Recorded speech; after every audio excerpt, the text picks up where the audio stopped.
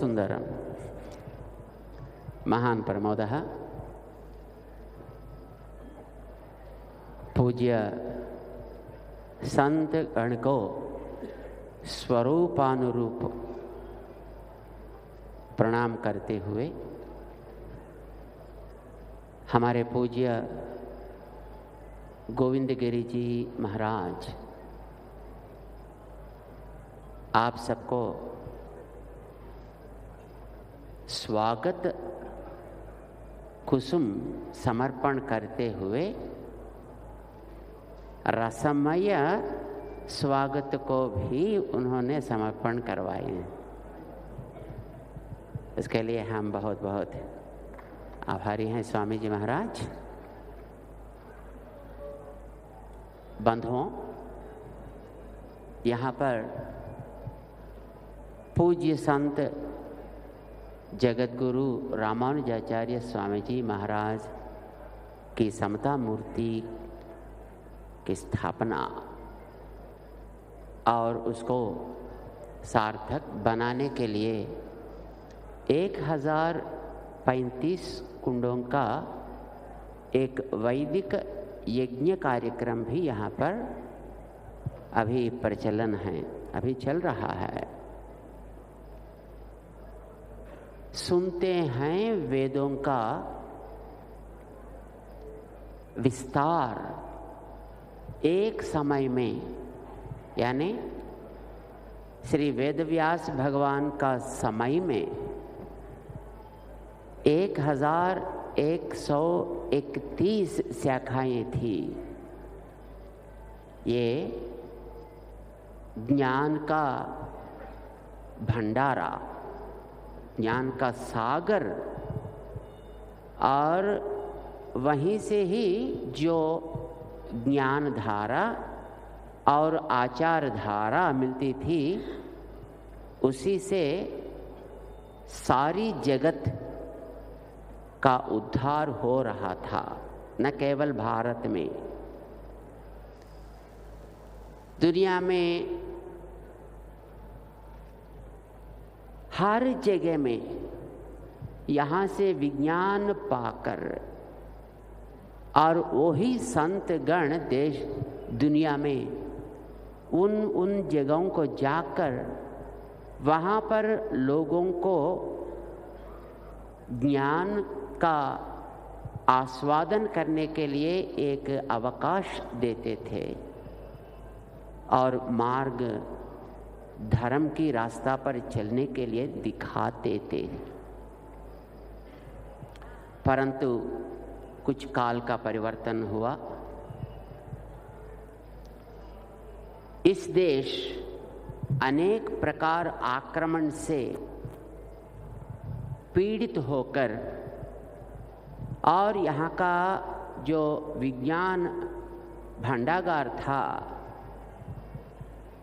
वो भी देश विदेशों में रहने वाले लोगों से बाहर इधर उधर चल दिया, और इस देश में रहने वाले जो ऋषिगण, आचार्यगण और साधु संतगण कभी ग्रंथों के ऊपर आधार न होकर अपना मस्तिष्क में ही ज्ञान को सुरक्षा से रखने के कारण, यद्यपि कई ग्रंथ यहाँ से बाहर गए थे, तो भी अब तक जो प्राचीन ऋषि परंपरा थी उसी परंपरा को सुरक्षा से रख सके। आज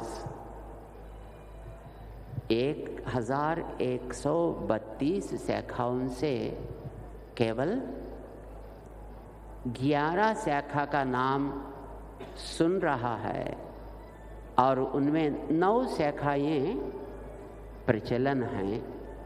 2 शाखाएं इधर उधर थोड़ा आगे पीछे हैं, अभी भी जीवन रहते हैं। हम उम्मीद कर सकते हैं जब ज्ञान का मूल स्रोत नष्ट हो जाता है तो धीरे धीरे मानवता भी लुप्त होते जाएगा। मानव तो बचेंगे परंतु मानवता नहीं रहेगी। एक जंतु का रूप में या यंत्र का रूप में ही मानव चलते हैं। वो आजकल हम देख रहे हैं, समझते कि बाहर का जो विकास होता है पैसे से और भवन से, वाहन से और कुछ चीज़ों से ही अपना अस्तित्व ऐसा समझते हैं लोग, परंतु अंदर का मूल जो वैल्यूज़ बोलते हैं उसके बारे में ख्याल करने वाले कहीं कहीं होते हैं। उसका कारण अभी भी इस काल में भी जो बाहर का प्रभाव उतना ज़बरदस्त होने पर भी थोड़ा थोड़ा इधर उधर बचा है और उसके बारे में लोग बोल भी सकते हैं, सुन भी सकते हैं और आचरण में भी कहीं कहीं दिखता है। उसका कारण आप सब धर्म संत महात्मा हैं। आप जैसे आचार्यगण और संत साधुगण, जैसे अभी हमारे गोविंद गिरि जी महाराज प्रस्ताव किए थे कि वहीं चलकर वहाँ रहने वाले लोगों को संबोधन करते हुए, उन लोगों को आचरण का मार्ग दिखाते हुए रहना ही थोड़ा धर्म के बारे में एक दो शब्द आज भी हम लोग कहने के लिए बचा है। उसके लिए आप सबको बारंबार नमन करना है। देश कोई भी हो, वहाँ का जो मूल स्रोत होता है उसके द्वारा ही बचता है और उससे ही अपने पहचान को दुनिया को दिखाता भी। ऐसा दिखाने के लिए ही वहाँ पर एक राजा और कुछ व्यवस्था ये सब होते हैं।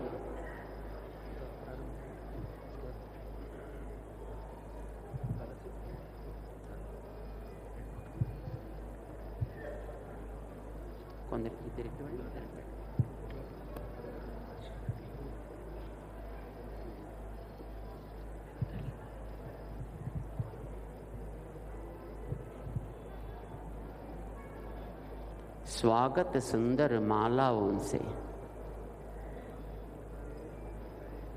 अर्पण करते इन संत महात्मा स्वीकार करे कृपया, धन्य बना दें इसी जनता को।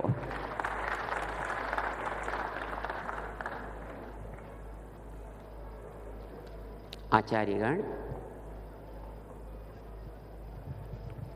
जब जनता सचेत होता है तब ही वहाँ पालक भी सचेत बनते हैं और वहीं जनता भी आनंद पा सकते हैं।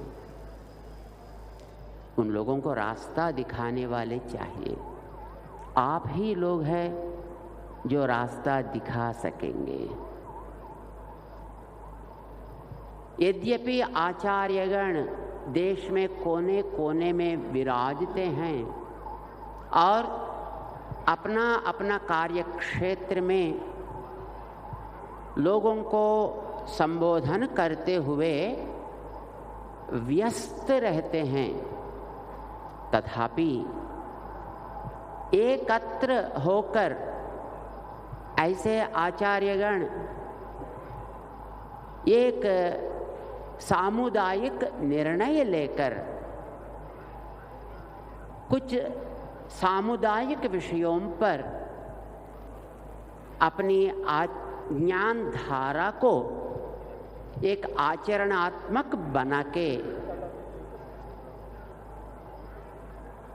जनता को और वहाँ का जो पालक होते हैं, जो सरकार होती है, उनको भी यदि सुना दे कुछ अच्छा आवाज़ से, तभी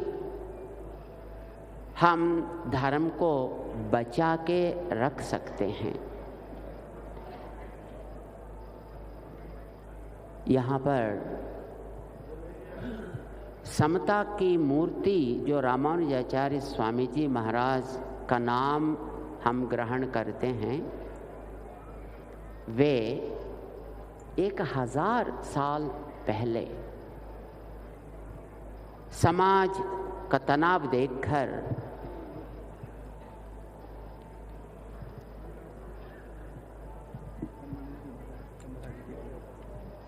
बहुत अच्छा।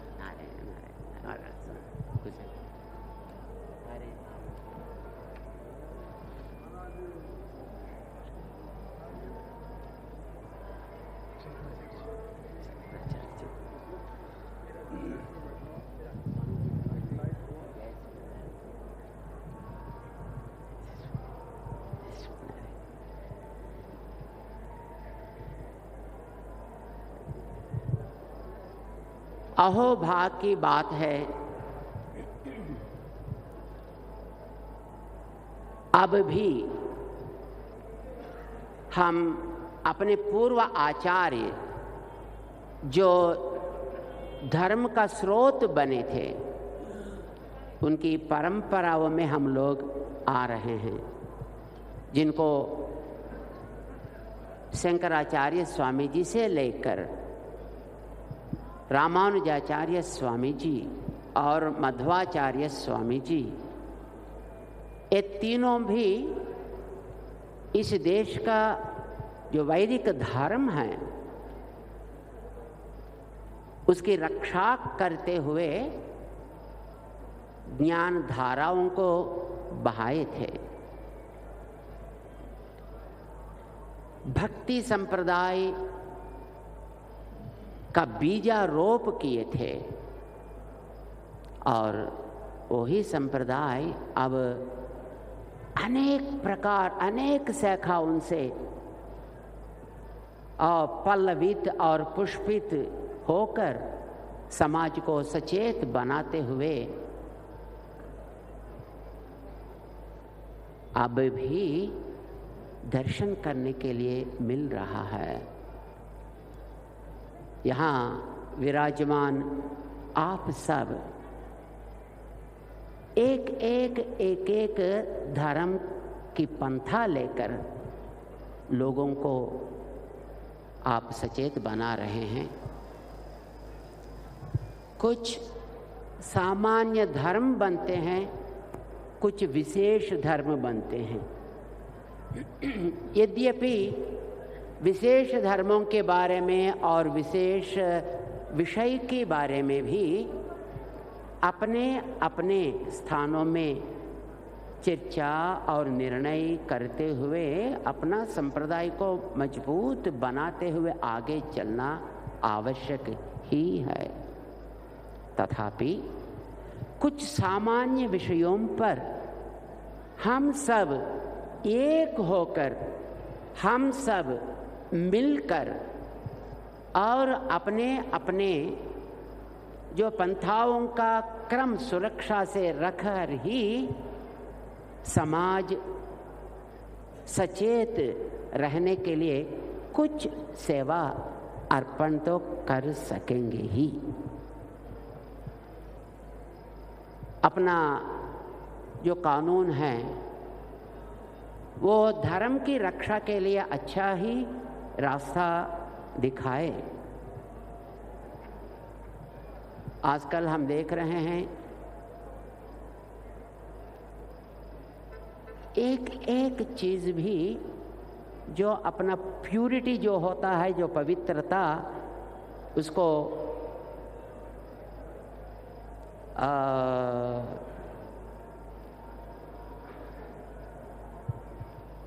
और उसी पवित्रता वहां से घटते जा रहा है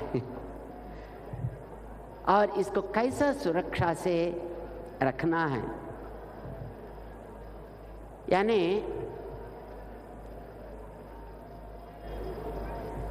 आजकल हम देख रहे हैं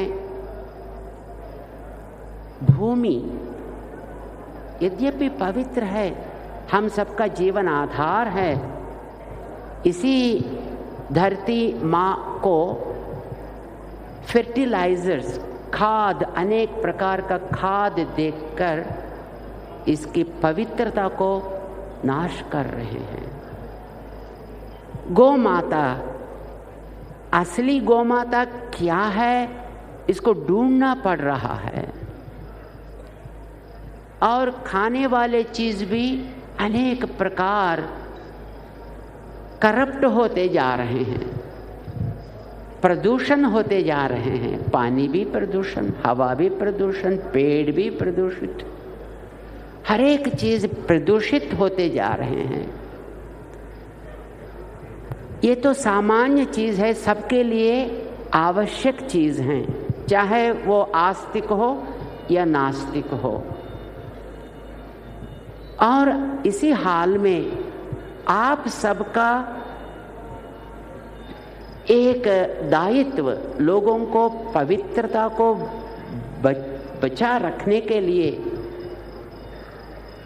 हम क्या करना है और जो सरकार क्या करनी है, इनके बारे में यदि कुछ सूचनाएं हम दे सकें तो ये उन लोगों को भी अच्छा सहयोग होगा। यद्यपि चीज बहुत हैं, तथापि वे सब के बारे में ध्यान देने के लिए कुछ पीछे पड़ते हैं, कोई पीछे रहकर प्रोत्साहन देने वाले बनते हैं, तो उन चीज़ों को वे अच्छी तरह आगे ले भी सकते हैं। और कुछ अच्छी तरह बोलने वाले हों तो वो सुन भी सकते हैं। ऐसे सुनाने के लिए बहुत चीज़ें हैं, तथापि अब यहाँ इस सुअवसर पर जब इतने आचार्यगण एकत्रित होते हैं, वे सब कुछ समय, थोड़ी सी समय इन चीज़ों के ऊपर कुछ चर्चा करके, कुछ निर्णय करके हम ऊपर वालों को देंगे तो ये महत्वपूर्ण होगा।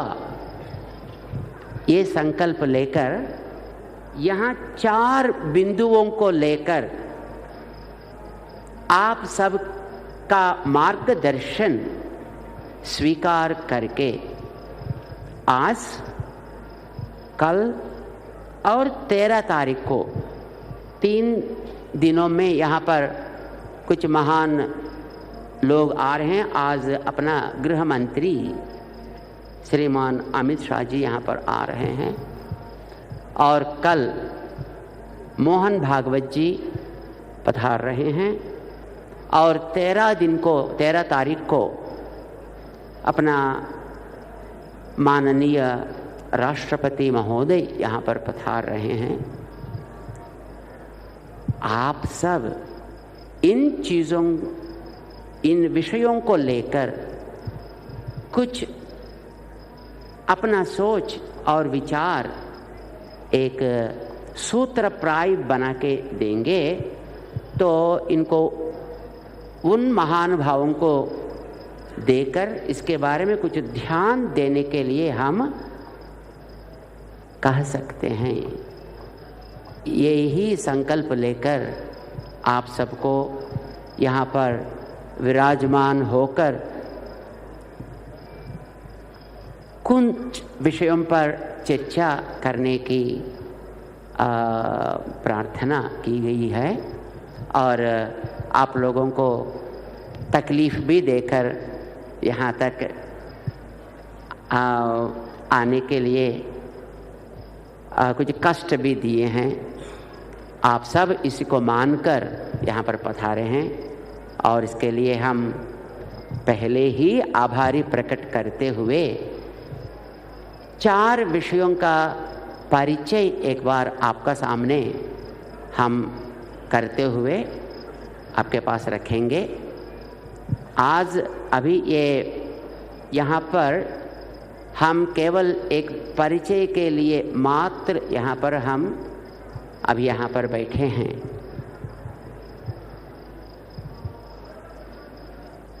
आचार्यगण, एक क्रम होता है, आप सबको बोलने का जरूरत तो है ही नहीं।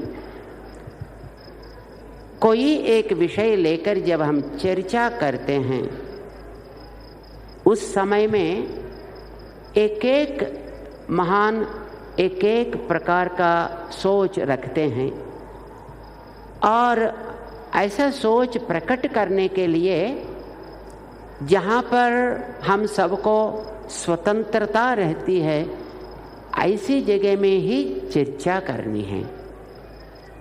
चर्चा करने की वेला में कोई अनुकूल एक विषय को बोलेंगे, प्रतिकूल एक विषय को बोलेंगे, सुधारने के लिए कुछ विषय बोलेंगे।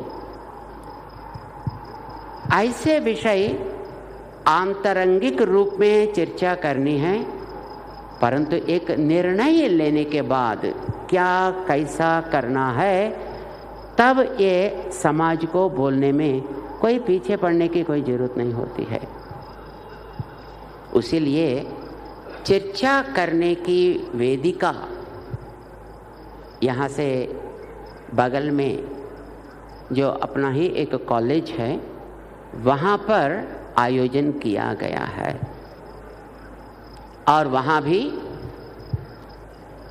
जब इतने संतगण यहाँ पर उपस्थित हैं, इनमें हिंदी बोलने वाले हैं, तेलुगु बोलने वाले हैं, तमिल बोलने वाले हैं और कन्नड़ा बोलने वाले हैं। अनेक प्रकार की भाषाओं का संगम साधु तो होते ही हैं, परंतु चर्चा का समय में यदि हिंदी बोलने वाले एक समूह होकर चर्चा करेंगे, तब अच्छी तरह चर्चा करके उसका सार निचोड़ने के लिए मौका मिलेगा।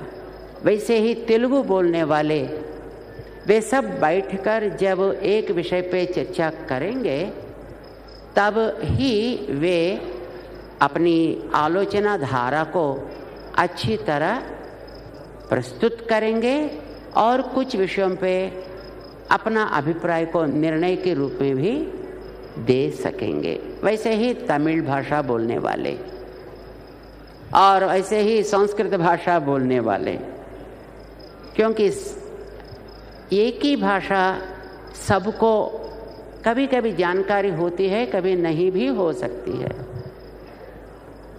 यही भावना मन में रखकर यहाँ 4 मंडप, अभी यहाँ अपने बगल में रहने वाले अपने कॉलेज में, यहाँ एक होमियो कॉलेज है, उसमें 4 मंडप में 4 भाषाओं के लिए वहाँ विराजमान होकर अच्छी तरह चर्चा करने के लिए व्यवस्था की गई है।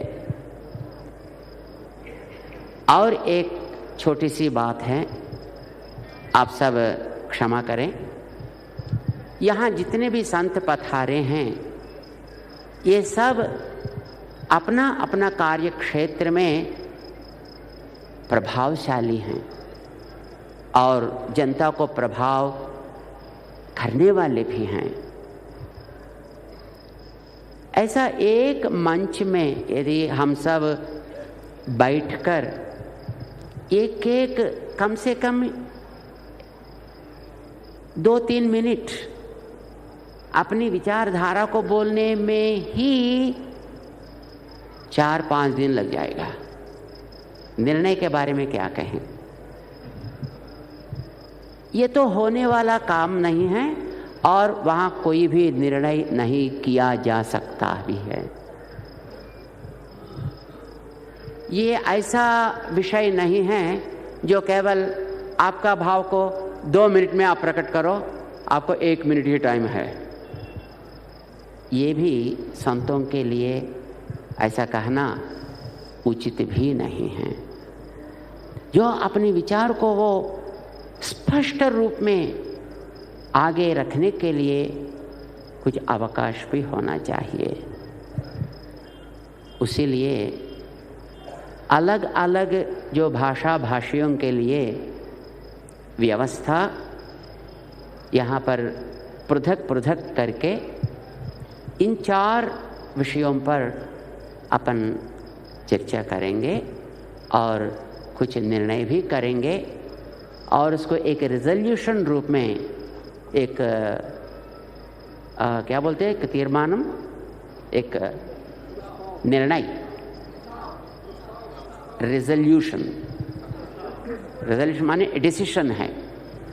कुछ निर्णय करके अपन पत्र पे रखेंगे और वहाँ ऊपर वालों को हम भेजेंगे भी और देंगे भी। विषय तो 4 हैं और इन चारों में आज और कल अपने लिए समय है, तो इसलिए आज 2 विषय लेकर, कल 2 विषय लेकर, और जितने विभूतियाँ यहाँ पर उपस्थित हैं और उनमें एक एक को भी समय अच्छी तरह देकर और उनका भाव को स्वीकार करने के लिए 2 ही विषय आज स्वीकार करेंगे, कल 2 विषयों को हम स्वीकार करेंगे। विषय आपके सामने रखने के लिए कोशिश करूँगा। ये तो अंग्रेजी में और हिंदी में और तेलुगु में और तमिल में भी बनाए तो हैं। सब जानने के लिए हम पहले अंग्रेजी में बोलेंगे।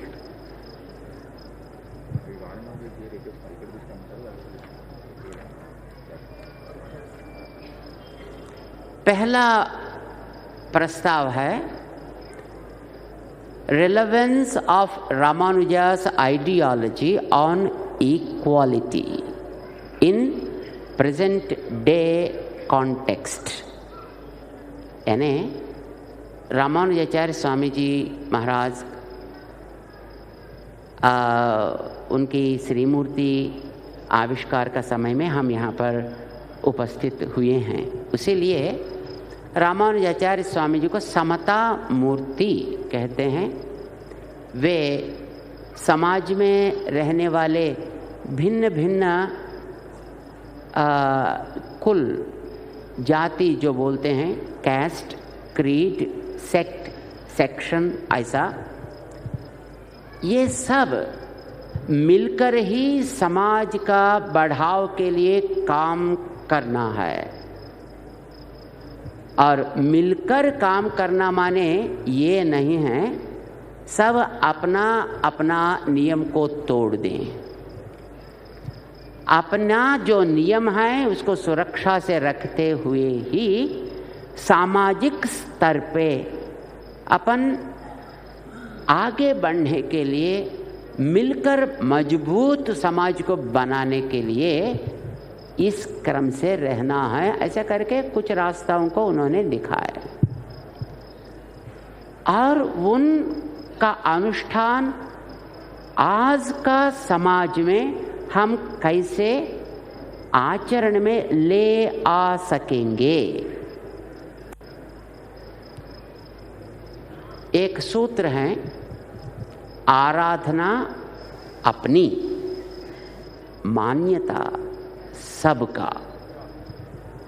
एक worship your own, respect all.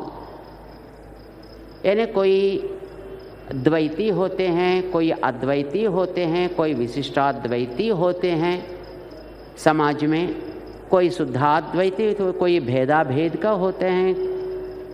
अनेक प्रकार की धाराएं हैं। इनमें क्या ऊपर है क्या नीचे है ये बात ही सोचने के लिए लायक नहीं है, सोचने के लिए हम अर्ह नहीं हैं। क्योंकि एक एक एक एक समय में एक एक प्रयोजन समाज को देने के लिए आए हुए धाराएं हैं। और वैसे ही जो आजकल कुछ नए नए भी कुछ पंथाएं निकले हैं, जो मॉडर्न कल्ट्स ऐसा बोलते हैं, वे भी समाज का उद्धार के लिए काम कर रहे हैं। ऐसे तो कुछ नास्तिक लोग भी हैं, आस्तिक पंथाएं हैं, कुछ नास्तिक पंथाएं भी हैं। वे भी समाज को उद्धार करने के लिए ही सोचते तो हैं। तो हम ये नहीं कहना कि नास्तिक गलत है, आस्तिक ही अच्छा है, ये भी हम नहीं बोलेंगे। वो अपना मन सुधारने के लिए और अपना जो आचरण, जो अपना धर्म को सुरक्षा से रखने के लिए कुछ पंथा का स्वीकार किया होगा, चाहे वो आस्तिक पंथा हो या नास्तिक पंथा हो, ठीक है, वो वहाँ तक अच्छा है। परंतु जब समाज के स्तर पे आते हैं तब सामाजिक ज़रूरतें क्या हैं, क्या क्या है, उसके लिए हम सब मिलकर कैसा काम करेंगे। तुम्हारा पिता की आराधना करो, मैं मेरा पिता का आराधना करूँगा। मैं ये नहीं कहूँगा कि मेरा पिता तुम्हारे पिता से अधिक है या तुम्हारा पिता मेरे पिता से कम है। ये गलत बात होती है। जब बाहर हम आएंगे, हम सब, आप और मैं, दोनों भी मिलकर समाज के लिए काम करेंगे। इसी का तात्पर्य है आराधना अपनी, मान्यता सबका। Worship your own but respect all. Ramanujacharya Swami उस समय में, यद्यपि वे श्री संप्रदाय का प्रवर्तक आचार्य थे, बाकी संप्रदायों को उन्होंने निर्मूलन नहीं किया। मध्वाचार्य स्वामी जी जब द्वैत संप्रदाय को प्रवर्तक आचार्य थे, बाकी संप्रदायों को वे कभी नाश नहीं करते हैं। शंकराचार्य स्वामी जी महाराज अद्वैत संप्रदाय का प्रवर्तक आचार्य थे, वे भी बाकी संप्रदायों को नाश, निर्मूलन नहीं किए थे, क्योंकि समाज में सबका जरूरत है, एक एक का भी जरूरत है, एक एक काम के लिए हैं, एक एक समय पे, एक एक स्थल पे उनका आवश्यकता होती है। हम सब मिलकर फिर समाज के लिए क्या कर सकेंगे, कैसे कर सकेंगे? तो इसका तात्पर्य है, उसके लिए हम प्रैक्टिकल अप्रोच बोलते हैं ना, जो आजकल हम क्या कर सकेंगे, कैसा कर सकेंगे, इसके बारे में कुछ चर्चा करके, कुछ निर्णय के साथ आज सायंकाल में हम यदि कुछ कागज़ पे रख सकें तो वे आज आने वाले गृह मंत्री को हम देंगे। और कल के लिए भी 2 विषय का प्रस्ताव यहाँ पर जो कार्यनिर्वाहक बनाए हैं, उसको भी परिचय मैं आपके सामने प्रस्तुत करूँगा। एक है भारत एक प्रकार का कृषि विज्ञान से सारी दुनिया का मार्गदर्शक रही है। आज नहीं, लाखों साल से श्रीमद् भागवत में पृथु चक्रवर्ती का प्रस्ताव है, जो एक क्रम से कृषि विज्ञान का विकास के ओर ध्यान देकर मानव को, जानवर को, राक्षस को, गंधर्व को, असुर को, सबको यहाँ पर अच्छी तरह जीवन चलाने की रास्ता दिखाए थे। वो आज नहीं, वो तो लाखों साल पहले की बात थी वो। फिर आज हम दूसरे देशों के ऊपर क्यों हम डिपेंडेबल बने हैं, हम आधार हो गए हैं? तो यहाँ पर कुछ लोप कहीं हुआ है और उसको सुधारना भी है। और फिर अपना इस देश का जो विज्ञान है, कृषि विज्ञान, जिसमें एक चीज़ का नहीं अनेक चीज़ों का जरूरत, पहले गाय का ज़रूरत है, गाय की ज़रूरत है, और कृषकों का ज़रूरत है, ट्रैक्टर्स का ज़रूरत नहीं, मिशनरी का ज़रूरत नहीं, मानव का ज़रूरत है। बहुत सारे चीज़ें हैं एक एक विषय पे।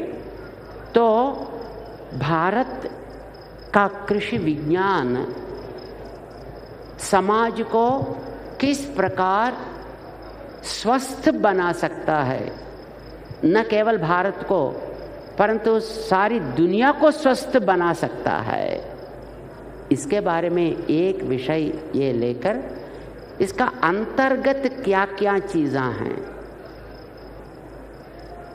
ये भी आचार्यगण चर्चा करके कुछ निर्णय भी करके देंगे। और कल के लिए दूसरा टॉपिक है, दूसरा विषय है, आजकल हम देख रहे हैं सब लोग युवा, प्रधानतः युवा, सब बिजनेस में या आईटी में जाते, इंफॉर्मेशन टेक्नोलॉजी में जाते हैं। ऐसा जाकर पत्नी एक जगह में, पति एक जगह में, बच्चे लोग और एक जगह में, और उनके जो माता पिता लोग रहते हैं, दादा दादी इत्यादि, वे कई ओल्ड एज होम में ऐसा रहते हैं। जो एक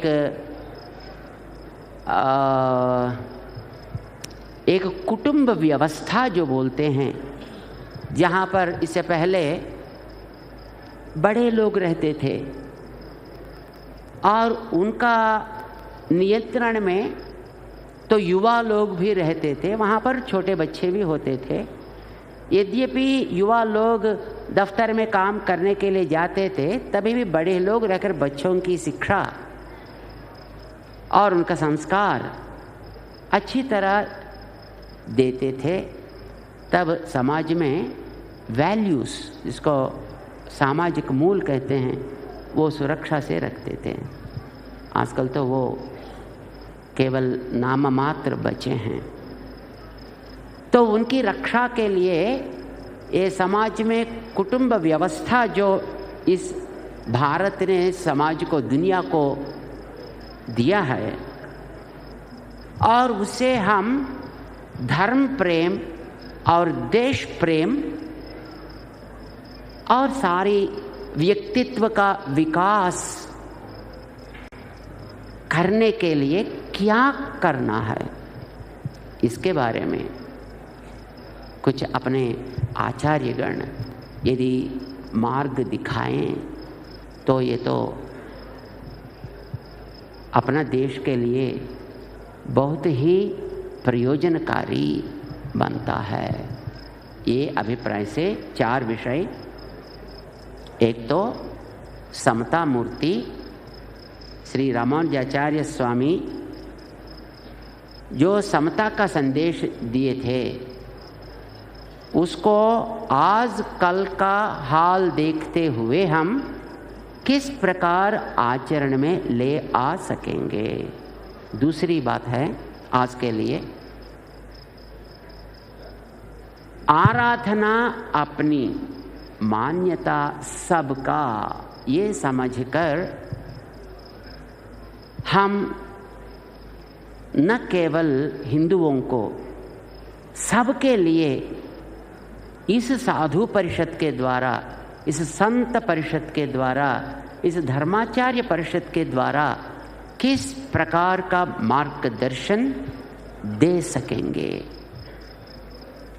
और इसके लिए हम क्या करना है और सरकार क्या करनी है और बाकी लोग क्या करना है, इस धर्म में रहने वाले कैसे रहना है और बाकी लोग कैसा रहना है, इनके बारे में कुछ सूचना निर्णय करके दे सकेंगे तो ये तो बहुत बहुत ही प्रयोजनकारी हो सकता है।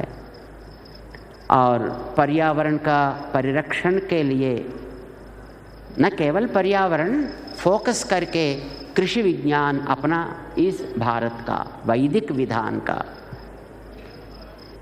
वहाँ पर अपना कर्तव्य के बारे में और कुटुंब व्यवस्था में रहने वाले नैतिक और सामाजिक और व्यक्तित्व परिरक्षण के लिए, भारतीयता का परिरक्षण के लिए हम किस प्रकार की सूचनाएं देनी हैं, ये 4 विषय आपके सामने प्रस्तुत करते हुए कुछ अपनी विचारधारा का लाभ हम अपने देश को देंगे, यही संकल्प था। आचार्यगण, आप सब कल रात में यहाँ पर कुछ लोग पधारें, कुछ आज प्रातः काल में पधारें और अपने कार्यकर्ता यहाँ पर आपकी सुविधा के लिए कोशिश तो किए हैं, परंतु आप सबको इसी व्यवस्था में कुछ असुविधाएं भी हुए होंगे, तो भी कृपया आप सहनशील होने के कारण उसको क्षमा करके और जो भी होना है उसके बारे में आप आज्ञा भी देते हुए सुविधा से इस कार्यक्रम को सफल बनाने के लिए हम आपसे अनुरोध करते हैं। இங்கே எழுந்தருளியிருக்கும்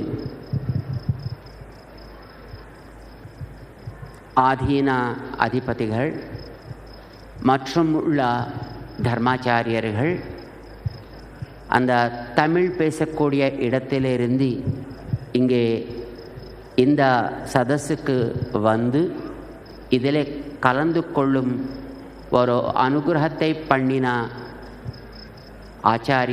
ஆச்சாரியர்களுக்கு நாங்கள் ஸ்வாகதத்தை சமர்ப்பிக்கிறோம். இங்கே இன்றைய தினம் நாளை தினம் 4 விஷயங்களை பற்றி சர்ச்சை பண்ணி அதனுடைய சாரத்தை நாம் ஒரு நிர்ணயமாக்கி அந்த நிர்ணயங்களை இந்த தேசத்தினுடைய கிரகமந்திரியான ஸ்ரீமான் அமித் ஷா இன்றைய தினம் மாலை இங்கே வந்து கொண்டிருக்கிறார்கள். அப்படியே 13ஆம் தேதி அன்னைக்கு இங்கே இந்த நாட்டினுடைய ஜனாதிபதி பிரசிடென்ட் ஆஃப் இந்தியா அவரும் இங்கே வரப்போகிறார். இந்த 4 விஷயங்களை பற்றியும் நாம் சில நிர்ணயங்களை பண்ணி அவர்களுக்கு கொடுத்தால் அவர்கள் இத்தனை தர்மாச்சாரியர்கள் இத்தனை சாதுக்கள் கொடுத்த நிர்ணயங்களை அவசியம் கொஞ்சமாவது அனுஷ்டானத்துக்கு கொண்டு வரலாம் என்கிற எண்ணத்தோட உங்களுக்கு சில கஷ்டத்தை கொடுத்தோம். அதை பொறுத்து நீங்கள் இங்கே வந்ததுக்கு நாங்கள் கிருத்தஜ்ஞத்தை செலுத்துகிறோம். அந்த விஷயங்கள் 4. இன்றைய தினம் 2 விஷயங்களை பற்றி நாம் சர்ச்சை பண்ணுவோம். ஆனாலும் சர்ச்சை பண்ணுறதுக்கு இந்த ஸ்தலம் நாம் வச்சுக்கவில்லை. எதற்கனால் நாம் சர்ச்சை பண்ணும் பொழுது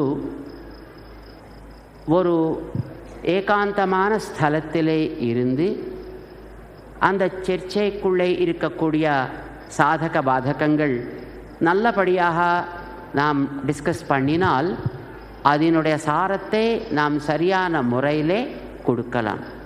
சர்ச்சை பண்ணும் பொழுது எல்லாரும் அங்கே இருக்கக்கூடாது.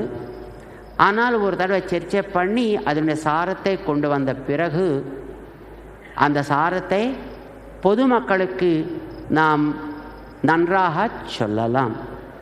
இது மனசிலே வைத்துக்கொண்டு இந்த விஷயங்களை பற்றி சர்ச்சை பண்ணுறதுக்கு நம்முடைய இந்த பிராங்கணத்துக்கு பக்கத்திலேயே ஒரு காலேஜ் ஒன்று இருக்குது. அதிலே ஒவ்வொரு பாஷையும் பேசக்கூடிய அவளுக்கு சுதந்திரமாக தங்களுடைய அபிப்பிராயங்களை சொல்கிறதுக்காக அங்கே ஏற்பாடெல்லாம் செய்துள்ளார். முக்கியமாக ஹிந்தி பேசக்கூடிய தர்மாச்சாரியர்கள் பலர் இங்கே வந்திருந்தார்கள். அதனால் அவர்களுக்காக 2 இடங்களை அவளுக்காக தனியாக வச்சு அதிலே ஹிந்தியிலே அவ தங்களுடைய அபிப்பிராயங்களை ஸ்பஷ்டமாக காட்டி கொடுக்கலாம்.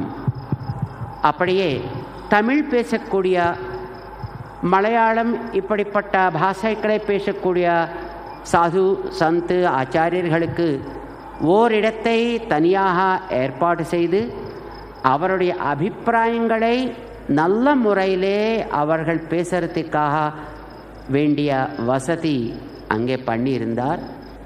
மற்றுமுள்ள தெலுங்கு பேசக்கூடிய கன்னடம் பேசக்கூடிய ஆச்சாரியர்களுக்காக ஒரு தனியான ஓரிடத்தையும் ஏற்பாடு செய்து அங்கேயும் அதுக்கு வேண்டிய வசதி பண்ணியிருந்தார்கள்.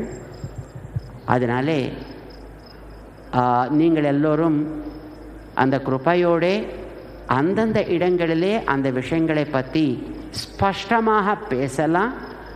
அதனுடைய நிர்ணயங்களையும் ஒரு முறையிலே எழுதியும் கொடுக்கலாம். இன்றைய தினம் 2 விஷயங்கள், நாளை தினம் 2 விஷயங்களை பற்றி நாம் பேசலாம். சமயத்தை நாம் உங்களுக்கு ஒரே நிமிஷம்தான் நான் டைம் கொடுக்குறேன், நீங்கள் உங்கள் அபிப்பிராயத்தை சொல்லுங்கோ அப்படின்னு சொன்னால் அது நன்றாகவும் இருக்காது. எவ்வளவோ நல்ல மனசோடு இருந்து சமயம் கொடுக்கவில்லைன்னு சொன்னால் அவர்களுக்கும் வருத்தமாக இருக்கும், இந்த ஆர்கனைசர்ஸுக்கும் வருத்தமாக இருக்கும்.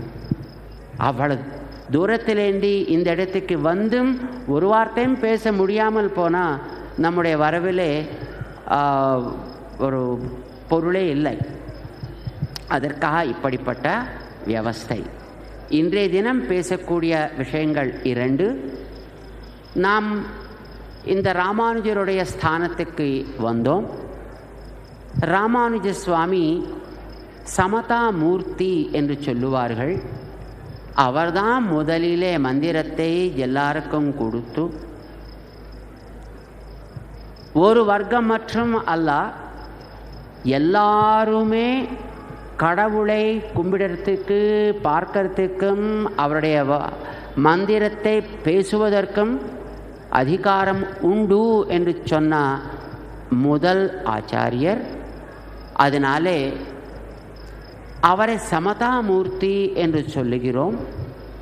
அந்த சமதாமூர்த்தி காட்டிய வழி, அவர் சொன்ன சந்தேசம், ஒரு வார்த்தை, இந்த காலத்தினுடைய நிலைமை கொண்டு நாம் எப்படி அனுஷ்டானத்துக்குள்ளே கொண்டு வரலாம், இந்த விஷயத்தை பற்றி இன்றைய தினம் நாம் சில பேசி சில நிர்ணயங்களை எடுத்துப்போம். 2வது, நமக்கு எல்லோருக்கும் தெரியும், ஒரு நாட்டிலே பலவிதமான வகைகளுக்கு சேர்ந்த ஜனங்கள் இருப்பார்கள். அந்தந்த ஜனங்களுக்கு ஒவ்வொரு விதமான யோஜனையும் உண்டு. நாம் அவை நம்முடைய மதங்கள் என்று சொல்லுகிறோம். அந்த மதங்களை நாம் அனுஷ்டிக்கும் பொழுது, இப்படி வைஷ்ணவம்னு சொல்கிறோம், சைவம்னு சொல்கிறோம், சாக்தேயம்னு சொல்கிறோம், காணாபத்தியம்னு சொல்கிறோம். பல வகையாக வழிகள் உண்டு. இருந்தாலும் அந்தந்த வழிகள்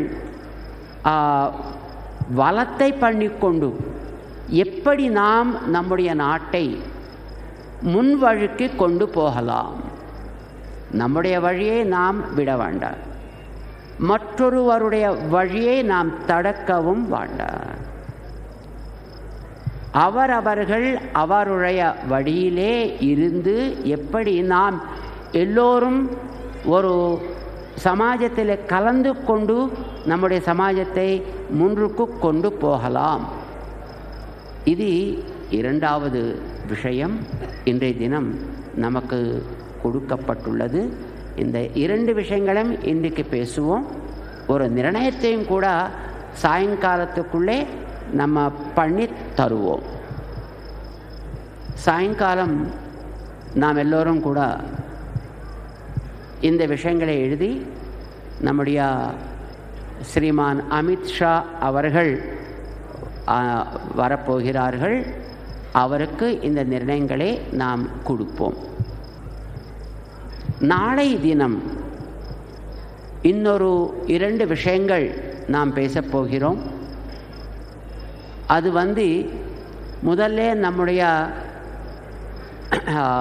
கிருஷி விஞ்ஞான் என்று சொல்லுவோம். நம்முடைய வயல்களை காப்பாற்றுகிறது, நம்முடைய பூமியினுடைய சாரத்தை காப்பாற்றுகிறது. இப்பொழுது நமக்கு எல்லாருக்கும் தெரியும், பசுமாடை உபயோகித்து விவசாயம் பண்ணக்கூடிய நிலைமை போயிடுது. அதனாலே பசுக்களும் போயிடுது. பசுக்களை காப்பாற்றக்கூடிய ஜனங்களும் போயிடுது. எல்லாரும் இப்போது யந்திராதீனமாகி போயிடுது. அதனாலே அந்த வஸ்து, அந்த வயலே வரக்கூடிய பலனும் நமக்கு சரியான சக்தி கொடுக்க முடியாத நிலைமைக்கு போய்விட்டது. இது நாம் எப்படி திருத்து கொள்ளலாம், இது ஒரு விஷயம். இரண்டாவது, நம்முடைய குடும்பத்திலே தாய் தமப்பன் பசங்கள், அவருடைய தாய் தமப்பர்கள் இவர்களெல்லாம் கலந்து இருக்கக்கூடிய ஒரு நிலைமை ஒரு நாள் இருந்தது. அது இருக்கிற வரையிலும் அந்த குடும்பத்திலே எல்லாருமே ஒரு தர்மத்துக்காக கட்டுப்பட்டு, ஒரு நியமத்துக்காக கட்டுப்பட்டு, சமாஜத்துக்காக தங்களுடைய ஸ்ரத்தா சக்திகளை விநியோகம் பண்ணக்கூடிய ஒரு நிலைமை இருந்தது. இப்பொழுது அது தேட வேண்டிய நிலைமை வந்துடுது. மறுபடியும் அது கொண்டு வரத்துக்கு நம்மால் எண்ணத்தை பண்ண முடியும். இது இந்த 2 நாளை தினம் நம்ம டிஸ்கஸ் பண்ணி அதனுடைய சாரத்தை நம்முடைய நாட்டை ஆளக்கூடிய ஜனங்களுக்கு கொடுப்போம். நீங்கள் சொன்ன வார்த்தை அவளுக்கு கேட்டுதான் ஆகணும், அவர் அனுஷ்டித்து தான் ஆகணும். கிருபையா நீங்களும் கூட இந்த காரியத்துக்கு உங்களுடைய நல்ல மனதினுடைய கருத்தங்களை சொல்கிறதுக்கு சிரமப்பட்டு உள்ளீர். இங்கே வியவஸ்தையிலே ஏதாவது சில குறைகள் இருந்தாலும் கூட அதை மனசில் வச்சுக்காமல் பண்ண வேண்டிய காரியத்தை சொல்லி இந்த காரியத்தை நல்லபடியாக நடத்தணும் என்று வேண்டிக் கொள்கிறோம். तेलुगु इन द प्रांत इस जगह में तेलुगु भाषा बोलने वाले बहुत होते हैं और यहाँ जो साधु संत यहाँ पर पधारे हैं उनमें तेलुगु बोलने वाले भी बहुत लोग हैं. तो उनके लिए भी एक बार इसका परिचय मैं करा दूँ. ఇక్కడ ఈ సదస్సుకి విచ్చేసినటువంటి సాధు సంత్ మహాత్ముల యొక్క శ్రద్ధాపూర్వకమైనటువంటి ఆగమనానికి మేము స్వాగతం చెబుతూ